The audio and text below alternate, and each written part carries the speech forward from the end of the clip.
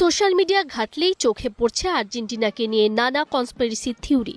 তবে এবার সব গুঞ্জন তুড়ি মেরে উড়িয়ে দিলেন লিওনেল স্কালোনি।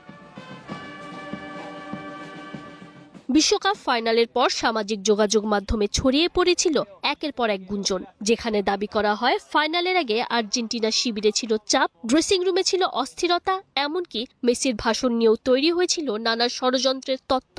অথচ এর পেছনে কোনো প্রকার ষড়যন্ত্র নেই, দেশে ফিরে এক বাক্যেই জানিয়ে দিলেন আর্জেন্টাইন কোচ।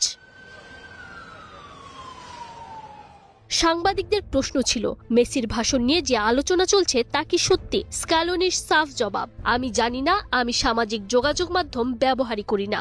আর ঠিক এর পরপরই যখন তাকে প্রশ্ন করা হয় দলের ভেতর কোনো দ্বন্দ্ব ছিল কিনা, তখন কিছুটা বিষয় নিয়ে স্কালোনি বলেন, আপনারা আমাকে এমন প্রশ্ন করছেন আমি সত্যি বিশ্বাস করতে পারছি না। এভাবেই বিশ্বকাপ ফাইনালের পর আর্জেন্টিনা দলকে ঘিরে ছড়িয়ে পড়া সব ধরনের গুঞ্জন আর ষড়যন্ত্র তত্ত্ব একেবারেই উড়িয়ে দিয়েছেন তিনি। তবে শুধুই গুঞ্জন নয়, ফাইনালের রেফারিং নিয়েও কোনো বিতর্কে যেতে চাননি স্কালোনি, বরং প্রতিপক্ষের প্রাপ্য সম্মানই দিয়েছেন তিনি।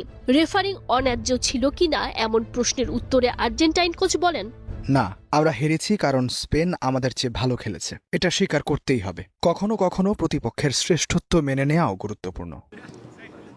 স্কালোনি আরও বলেন, এই হার অবশ্যই কষ্টের, কারণ তারা দেশের মানুষকে আনন্দ দিতে পারেনি। তবে তার বিশ্বাস, এমন বাস্তবতা মেনে নেয়াই ভবিষ্যতে আর্জেন্টিনা দলকে আরও শক্তিশালী করে তুলবে। নিজের ভবিষ্যৎ নিয়েও জল্পনা উড়িয়ে দিয়ে স্কালোনি বলেন, ডিসেম্বর পর্যন্ত তিনি দায়িত্বে থাকছেন। তবে সবচেয়ে গুরুত্বপূর্ণ বিষয় ব্যক্তি নয়, আর্জেন্টিনার জাতীয় দল।